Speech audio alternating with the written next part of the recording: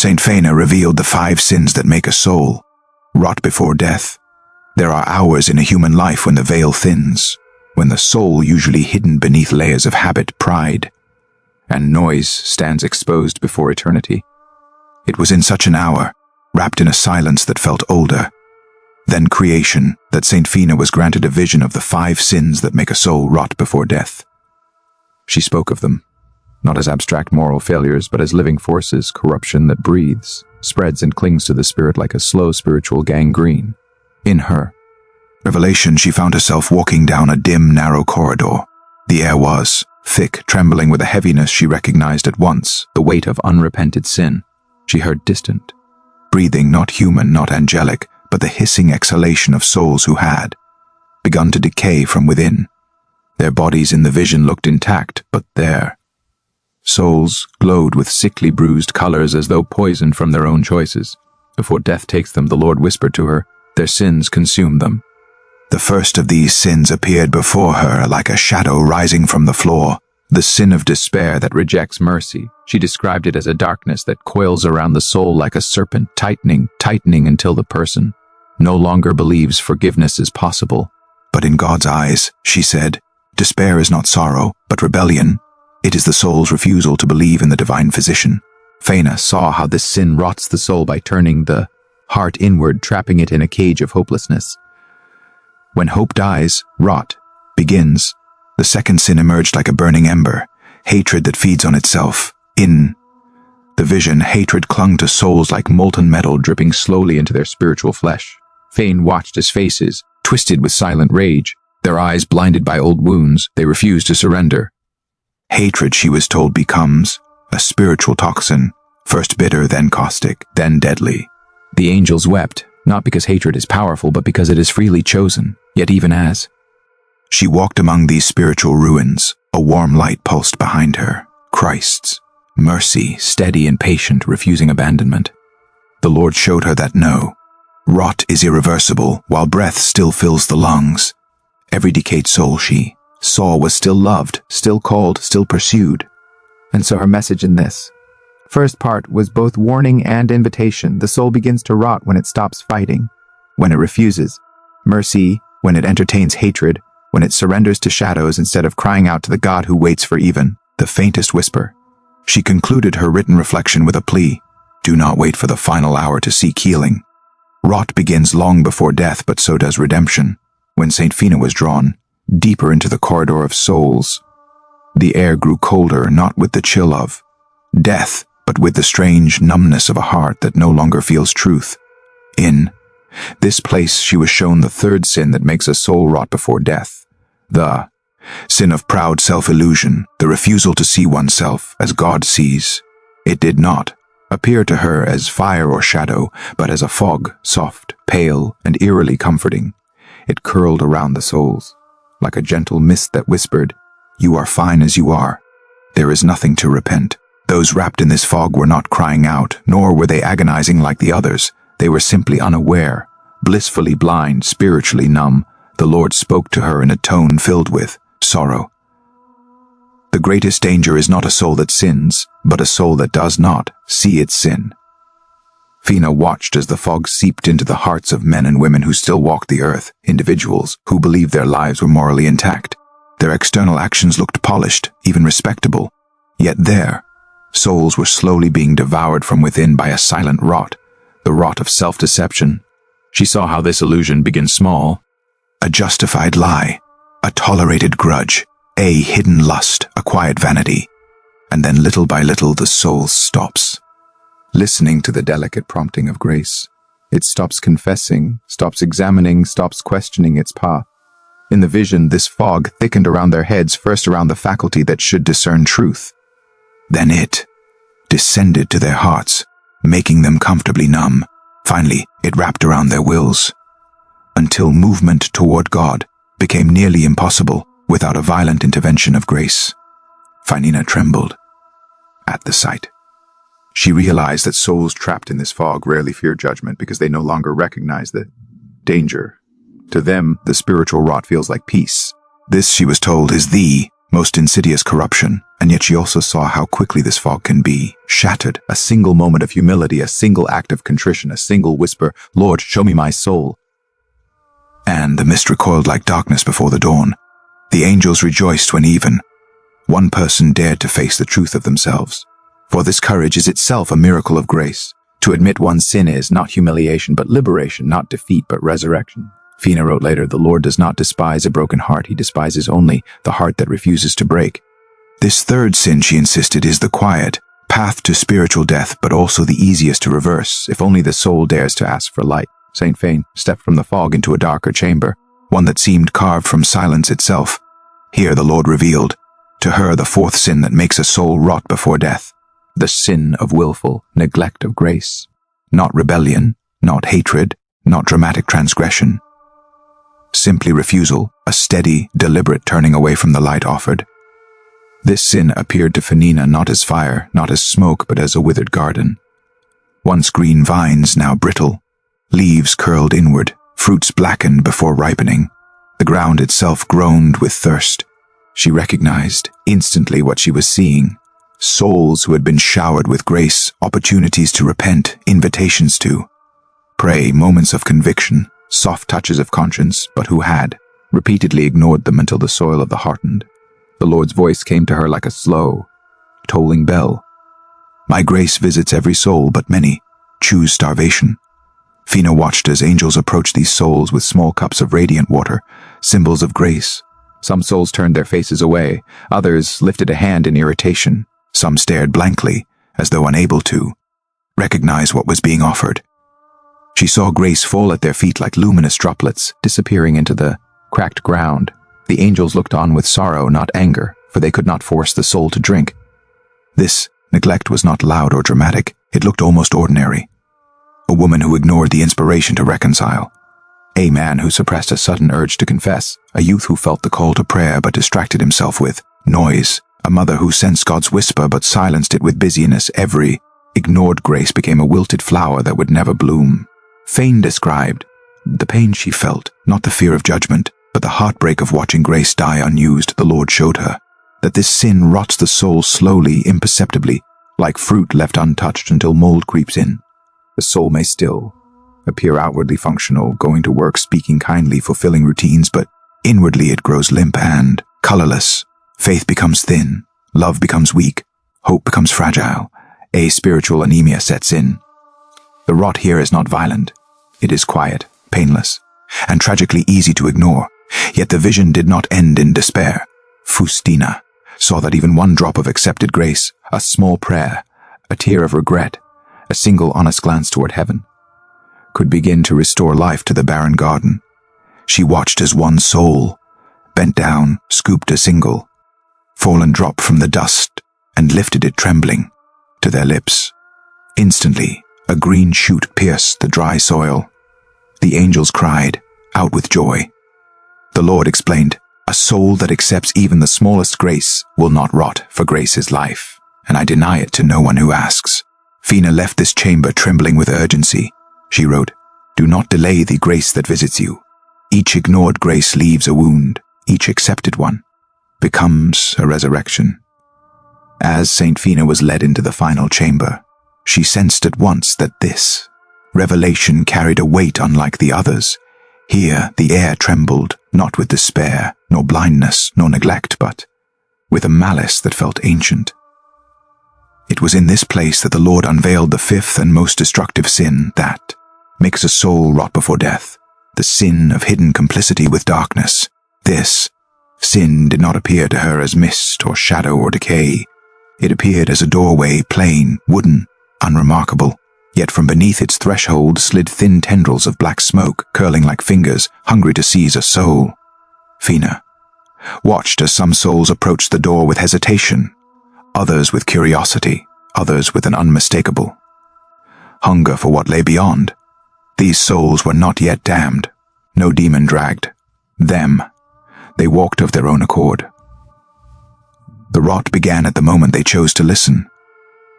For this sin, the Lord told, her begins not with action, but with consent, a quiet interior agreement with A lie, a bitterness, a fantasy, a temptation, a whisper accepted. A. Darkness welcomed. The tiniest yes to sin, when cherished instead of rejected, becomes a pact with the enemy of the soul. Fina saw the demons behind the door. Small, quick, serpent-like creatures feeding on these whispered. Agreements. They did not attack. They negotiated. They offered excuses, reassurances, comforts. No one will know this harm is small. This pleasure is harmless. God will forgive later. And each time a soul nodded inwardly even. Slightly, the demons placed a small shard of darkness upon the heart. One shard caused the heart to lose sensitivity. Another dulled the conscience. Another dimmed the fear of judgment. Another weakened the ability to pray. Each shard was light as ash. But when many accumulated, they formed a heavy chain. A chain the soul would later mistake for its own nature.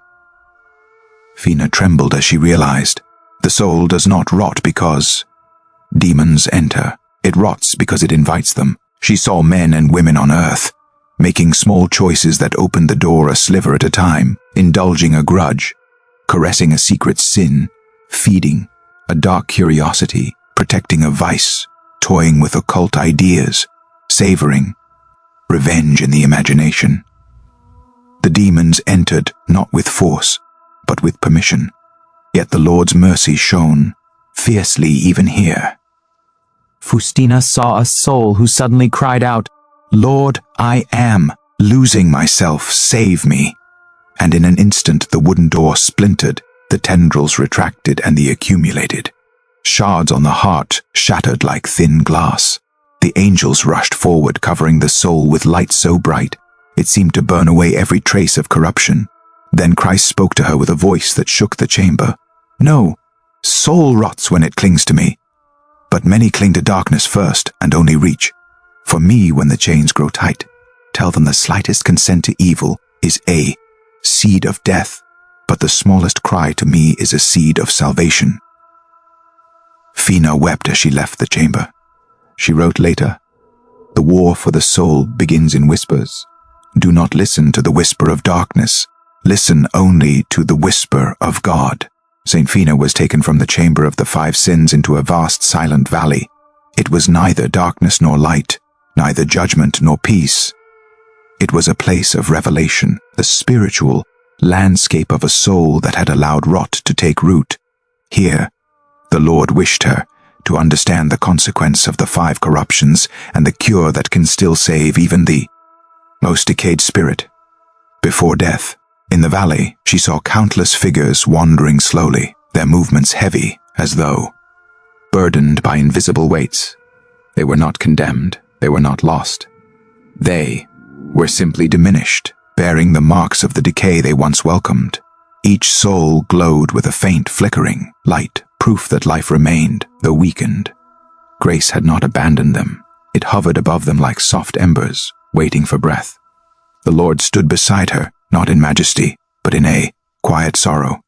"This," he said, "is what becomes of a soul that entertains rot. Not sudden death, but slow fading, a dimming that begins long before the body's final breath."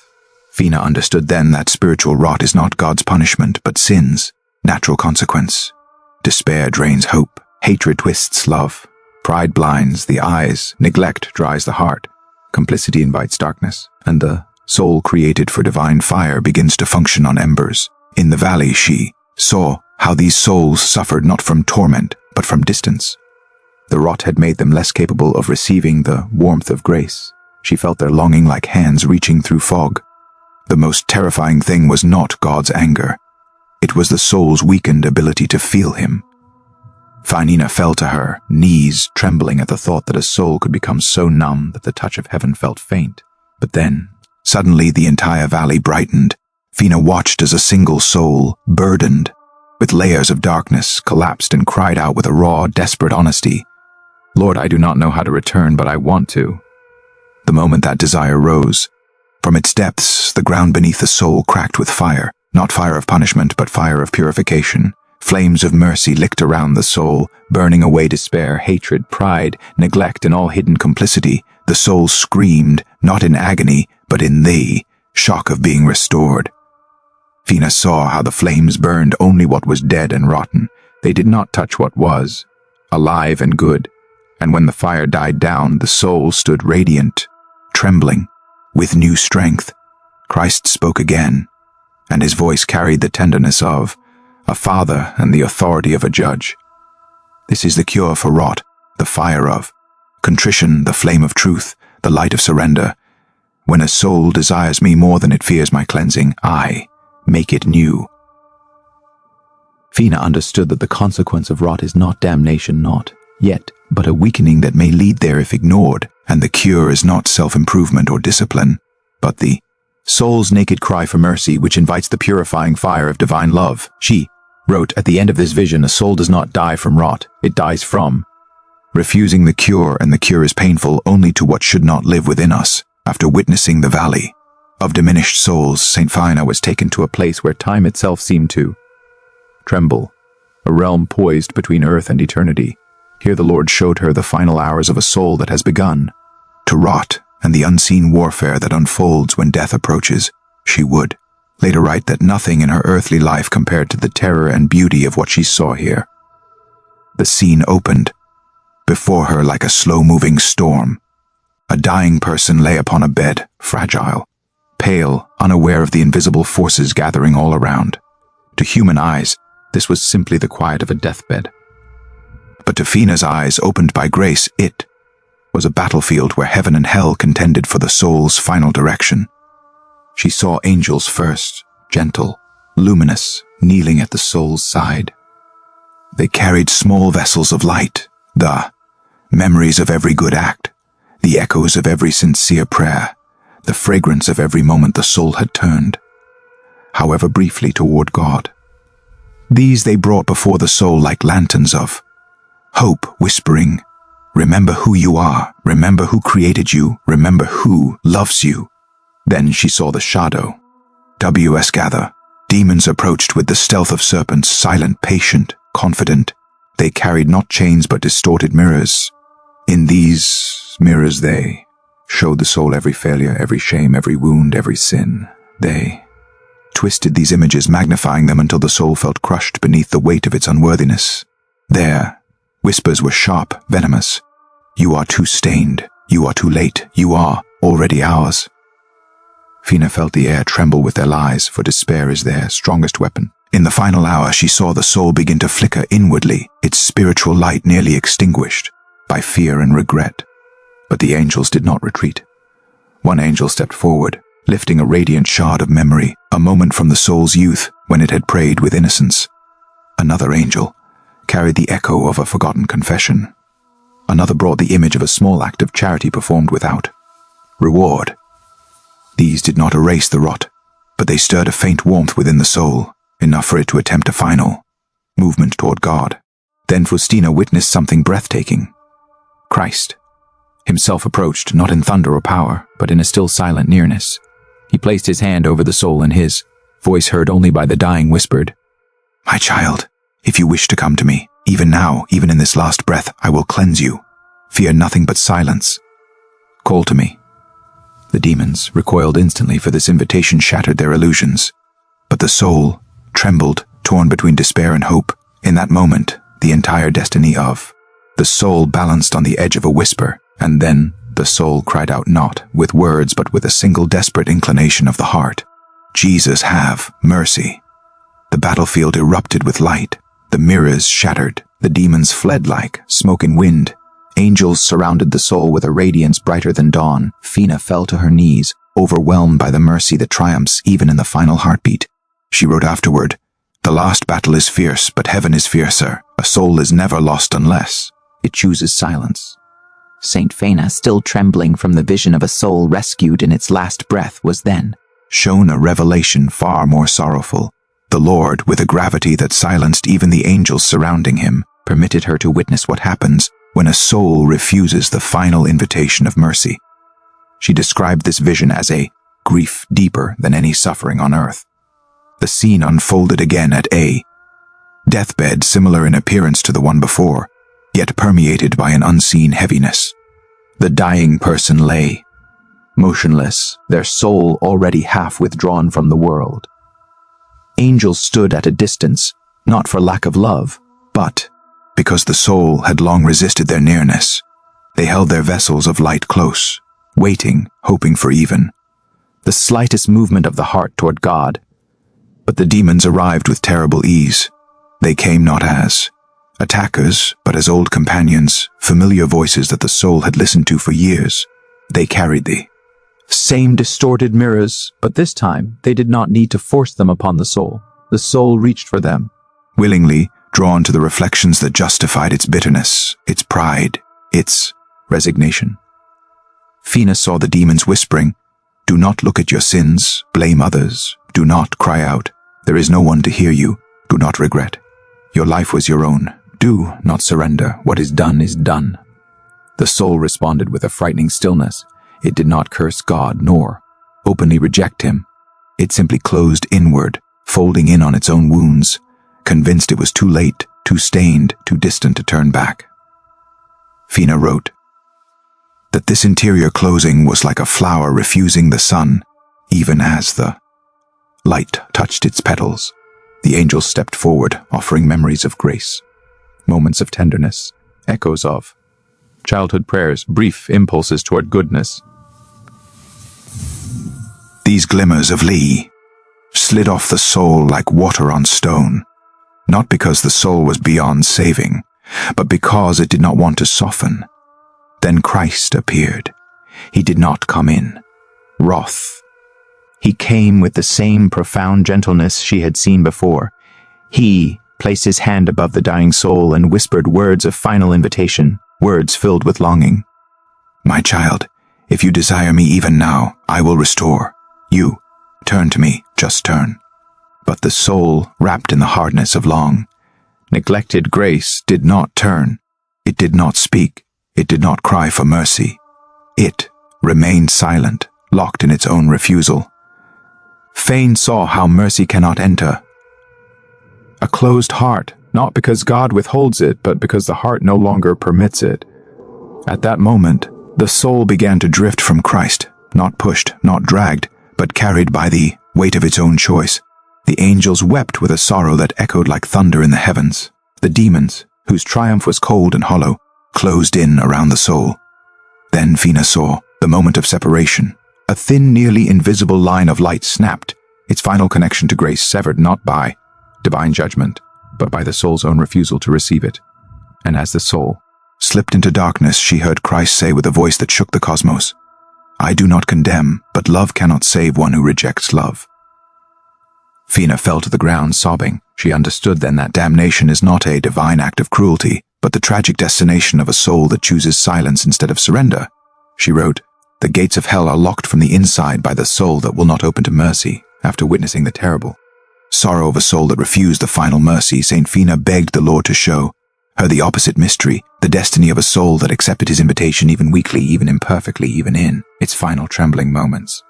And the Lord in his tenderness granted her this vision, so that no heart would despair of salvation. She found herself standing in a radiant expanse, not yet heaven, not earth, but the place where a soul stands alone before truth. The redeemed soul appeared before her, clothed not in glory, but in a soft, flickering light. It was fragile, wounded, bearing the scars of its earthly sins, and yet it glowed with something unmistakable, the imprint of mercy. The Lord approached with a majesty that made the air vibrate. His presence was not like light, but like the source of light, not like fire, but like the fire that kindles all fires. Fina felt her knees buckle at his nearness, and yet the soul, weak, trembling, was drawn to him like a child reaching for its father. Then the judgment began. It was not a tribunal. No scrolls were unfurled, no accusations pronounced, no demons permitted to speak. This judgment was a revelation, the soul seeing itself in the light of God's truth. Before her eyes, Fainina watched the soul's entire life unfold, not as a film, but as a living tapestry woven from every choice, every intention, every moment of love, and every failure. Nothing was hidden, nothing exaggerated. Everything was seen, exactly as it was in the brilliance of divine clarity. At first the soul trembled, overwhelmed by the weight of its sins. It saw its selfishness, its unkindness, its wasted graces, its proud refusals, its hidden agreements with darkness. The soul wept, not out of fear of punishment, but out of sorrow for having wounded a love so gentle. Christ extended his hand, and suddenly the soul saw something astonishing. All the moments of grace, it had accepted even the smallest ones. The brief prayer, whispered in despair, the tear shed after a sin, the decision to forgive, even when the heart resisted, the faint turning of the will toward him at the hour of death. These moments shone with a brilliance far greater than its failures. The Lord spoke with tenderness that made the heavens tremble. Your sins do not define you. Your shame does not name you. What you allowed my mercy to touch, this alone is your story now. At these words, Faustina saw the soul lifted from its sorrow. It gazed at Christ with an awe that could not be expressed. The Lord stepped closer, and the soul immediately bowed, overwhelmed by love. Then Christ placed his hand over the soul's heart. A surge of light poured into it, purifying, warming, renewing. The soul cried out not in pain, but in the shock of being healed so completely. Every scar evaporated, every shadow fled, every remnant of rot disappeared in an instant. The soul became radiant, almost translucent, like pure flame made of joy. Fane watched as angels gathered around the soul, singing with a music that shook the very fabric of eternity. Their voices carried the soul upward toward the vast brightness of heaven. And as the gates opened, she heard a thunderous rejoicing, as though all of paradise had been waiting for this one fragile redeemed spirit.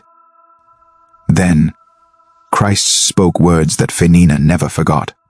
One soul who accepts my mercy gives heaven more joy than a universe of stars, and even if it were the only one, I would have died for it. Fane wept in awe. She wrote, the judgment of the redeemed is not condemnation. It is the unveiling of love. It is the moment the soul finally sees who God has been all along.